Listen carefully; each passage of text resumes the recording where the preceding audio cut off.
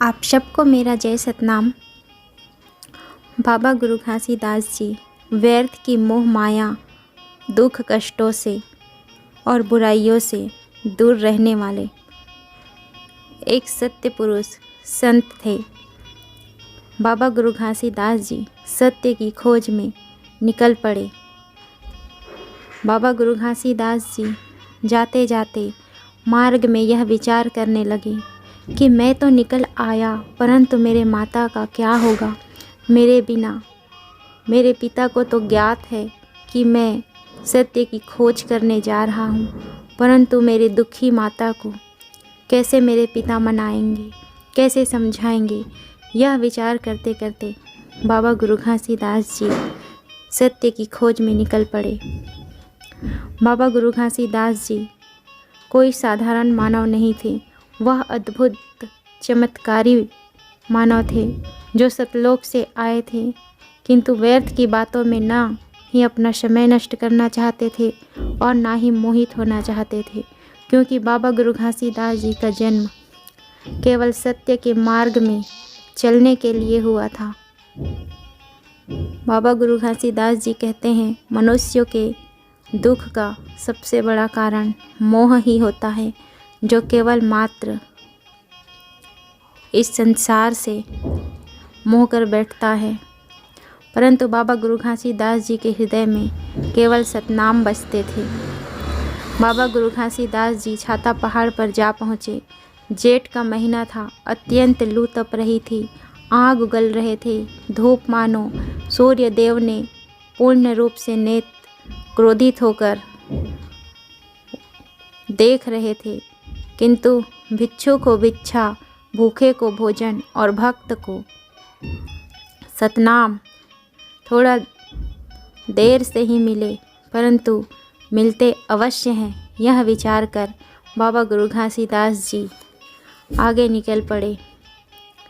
बाबा गुरु घासीदास जी अपने कार्य पर ध्यान दे रहे थे और विचार कर रहे थे, कुछ भी हो जाए मुझे सत्य की खोज करना ही होगा। बाबा गुरु घासीदास जी थोड़े से और आगे बढ़े तो क्या देखते हैं, श्वेत वस्त्र पहनकर धुंधला सा कोई सामने खड़ा दिखाई दे रहा था। बाबा गुरु घासीदास जी थोड़े से पास जाकर देखे तो वह वृक्ष था, जिसमें श्वेत प्रकाश अद्भुत स्वरूप दिखाई दे रहा था, जहाँ पर अत्यधिक गर्मी होने के तत्पश्चात भी गर्मी का आभास तक नहीं हो रहा था। बाबा गुरु घासीदास जी ने ध्यान के लिए वही स्थान चुन लिया और शांति से वहीं बैठ गए और कुछ क्षण तक निहारते रहे। अचानक बाबा गुरु घासीदास जी की शांति को भंग करने के लिए एक खूंखार सिंह आ पहुंचा और गरजने लगा, मानो कई वर्षों से भूखा प्यासा हो। बाबा गुरु घासीदास जी को देखकर वह धीरे धीरे बाबा गुरु घासीदास जी की तरफ आगे बढ़ने लगा। सिंह को आगे बढ़ता देखकर बाबा गुरु घासीदास जी कहने लगे, ठहरो सिंहराज, क्या आप हमें अपना भोजन तो नहीं समझ रहे हैं, किंतु ऐसा सोच भी रहे हैं तो ठहर जाइए। यह विचार अहित है जो कि कदापि पूर्ण नहीं होने वाला है, अर्थात मैं तुम्हारा भक्षण नहीं होने वाला हूँ, आप कहीं और जाइए। किंतु बाबा गुरु घासीदास जी के वचनों का कोई प्रभाव नहीं पड़ा। सिंहराज कहने लगा, मैं तो आपके चरणों को ही अपना ग्रास समझता हूँ, मैं आपको खाए बिना यहाँ से नहीं जाऊँगा। जो चरण पृथ्वी पर पड़ने से पवित्र हो गए, यह पृथ्वी तो मेरे मुख में पड़ने से क्या मैं पवित्र नहीं होऊंगा। तब बाबा गुरु घासीदास जी कहते हैं, सिंहराज चले जाइए, यहाँ आपकी इच्छा पूर्ण नहीं होगी, किंतु मुझे आपको ग्रास बनाना है। यह सिंहराज बार बार कहने लगा।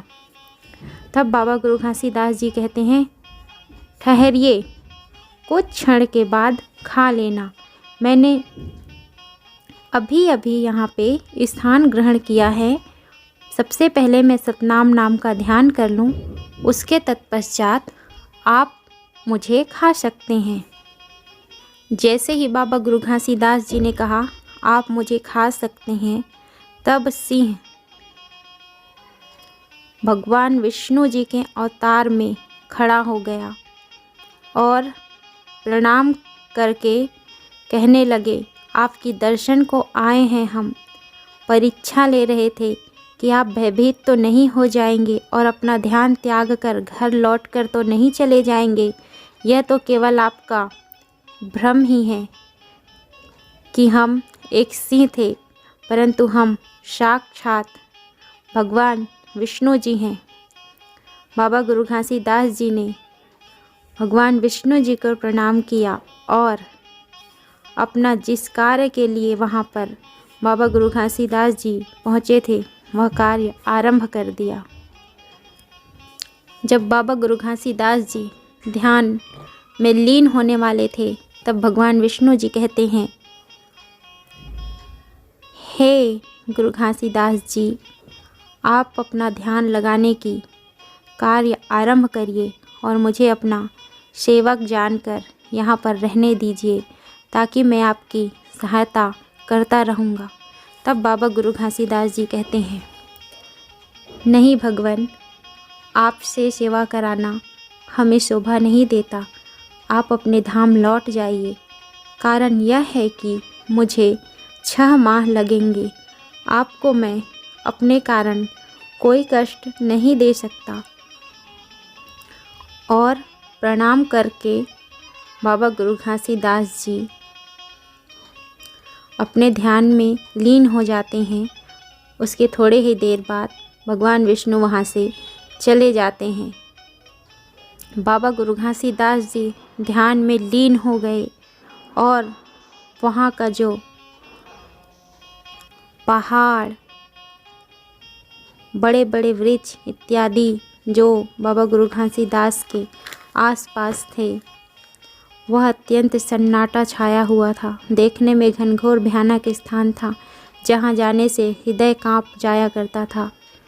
बाबा गुरु घासीदास जी ने अग्नि का स्थापना किया था, जिस अग्नि का उजियारा सतनाम नाम से किया गया था। बाबा गुरु घासीदास जी ध्यान में ऐसे लीन हुए थे कि शरीर में प्राण होने के तत्पश्चात भी प्राण नहीं के समान थे।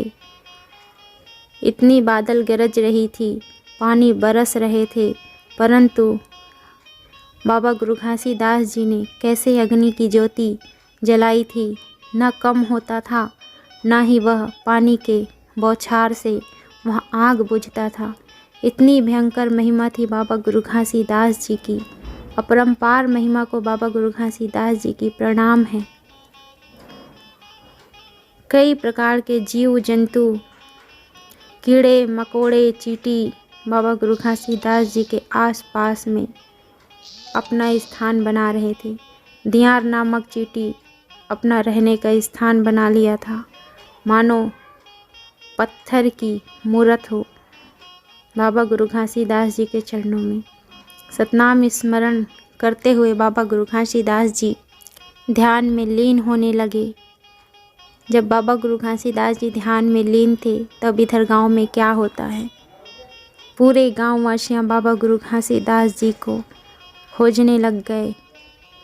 इतने दुखी हुए, माता पिता बिलख बिलख रोने लगे थे कि इतने महीने हो गए, मेरा पुत्र कहाँ चला गया। माता अमरौती और पिता महंगूदास जी का अत्यंत दुखी हाल हो गया था और सतनाम पिता से प्रार्थना करने लगे थे कि हे सतनाम पिता, मेरे घासी को लौटा दो। हे सतपुरुष पिता, मेरे घासी को लौटा दो। मोह के कारण माता को दुख के सिवा कुछ भी दिखाई नहीं पड़ता था। माता ने अन्न जल त्याग दिया था पुत्र के प्रेम में। आगे की कहानी बाबा गुरु घासीदास जी की महिमा को आने वाले वीडियो पर बताया जाएगा। तब तक के लिए आप सबको मेरा जय सतनाम। वीडियो को लाइक करिए, शेयर करिए और सब्सक्राइब करिए ताकि आगे की वीडियो मैं आप तक पहुंचा सकूं।